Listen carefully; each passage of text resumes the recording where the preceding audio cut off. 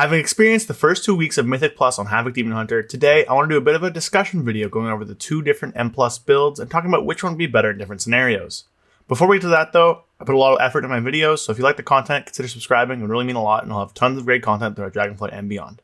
Now enjoy the video. So, like I was talking about, we're now in the second week of M Plus, and what that means is we've had 1 week of Fortified, and this is our first Tyrannical week. And Tyrannical weeks shift things around a little bit because for Fortified weeks, the trash enemies in the dungeon, they do more damage and they have more health. A lot of the difficulty in these dungeons is concentrated in the trash. However, this week, we have Tyrannical, which increases boss enemies' health and damage, leading to a lot of the difficulty of a dungeon in the bosses that you find within it.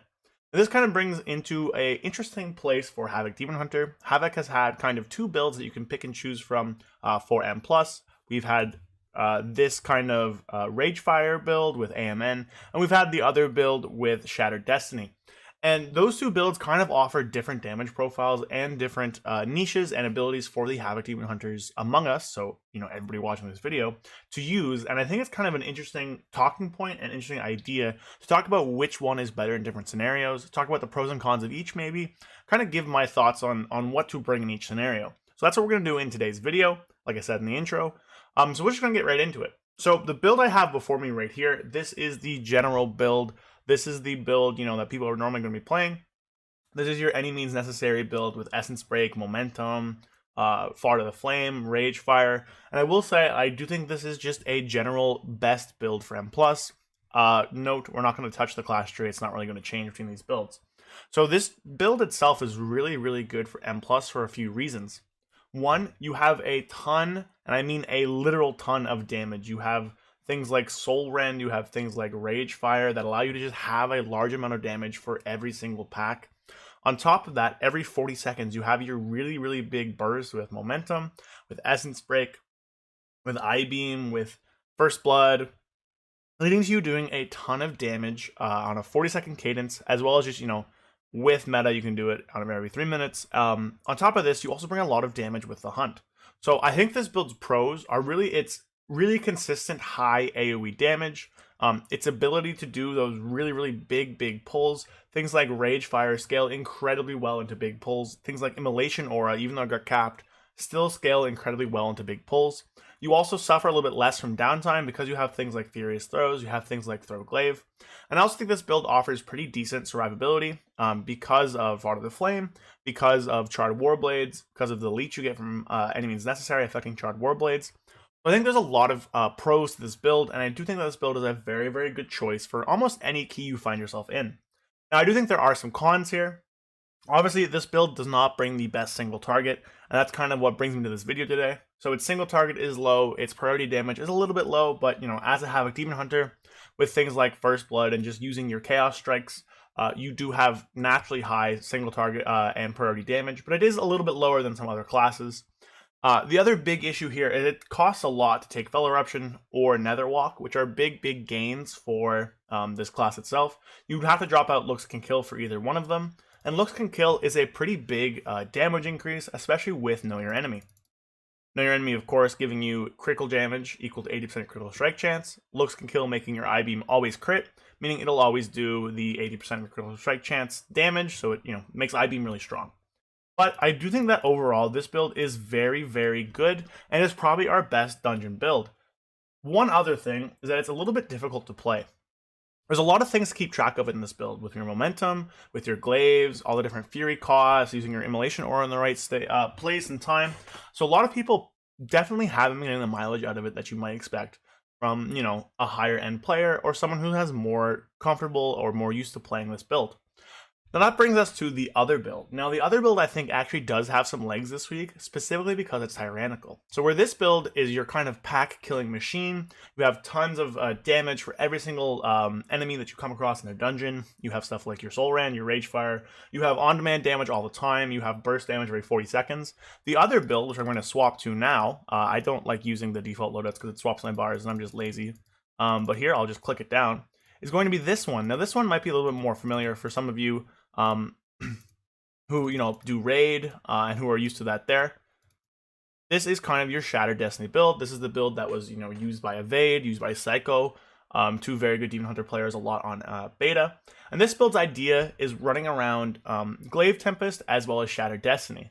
What Shattered Destiny allows you to do is, because of the demonic talent in our class tree, we're able to get 2 uses of Death Sweep per demonic entrance. So every 40 seconds, or 25 because of Cycle of Hatred, maybe 20 roughly because of the haste we get, you're able to use that double Death Sweep inside of your demonic windows, and it leads to a lot of damage, right?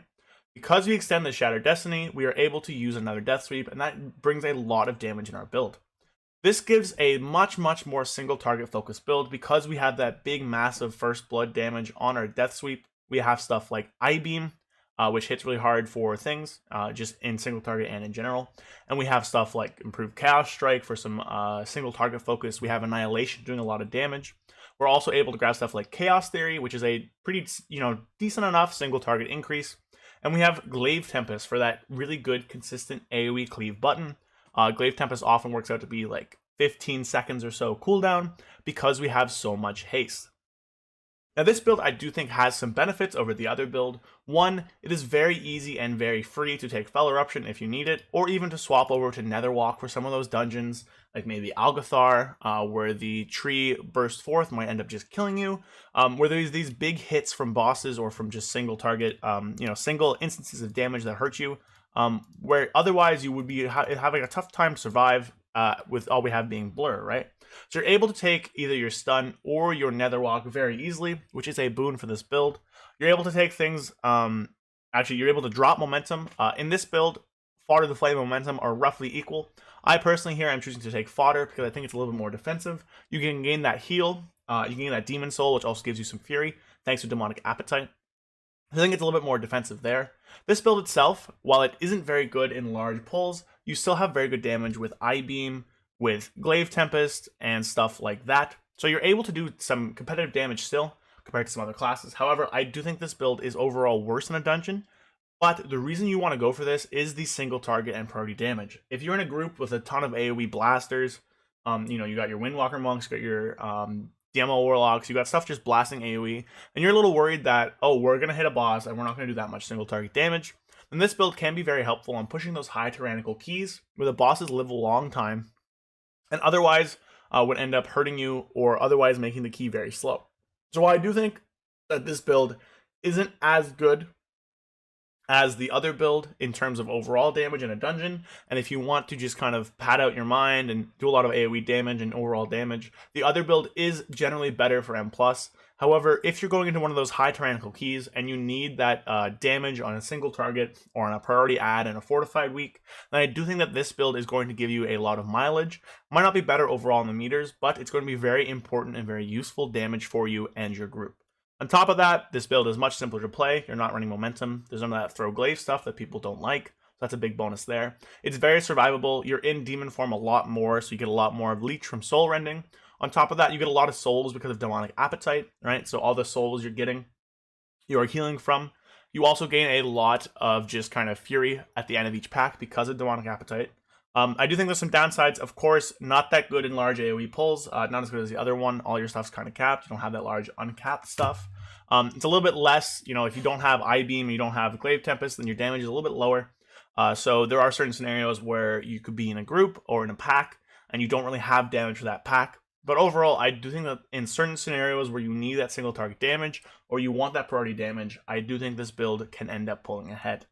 That's kind of my discussion today. I do think the other build is going to be generally better for you in an M+ scenario, but if you want to get Netherwalk or Fell Eruption really easily, you need that single target damage, you want that priority damage, or you want to just play something a little bit simpler, and I do think that this build itself has a lot of game, and you will not be throwing if you end up using this one.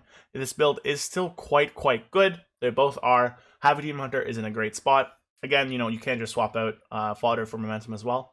I'll have the links to these builds, the exports down in the comments, in the description actually, for you guys to import and try out. I'm going to have some more videos coming out in the next few days. Again, apologies for not really making content recently. I've been so busy and just kind of dealing with a lot of stuff.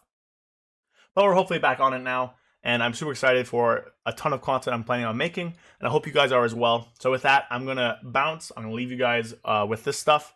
Hope this video helped you out a little bit. Let me know what you guys are doing, having fun with and keys, stuff like that, and I'll see you guys next time. Peace.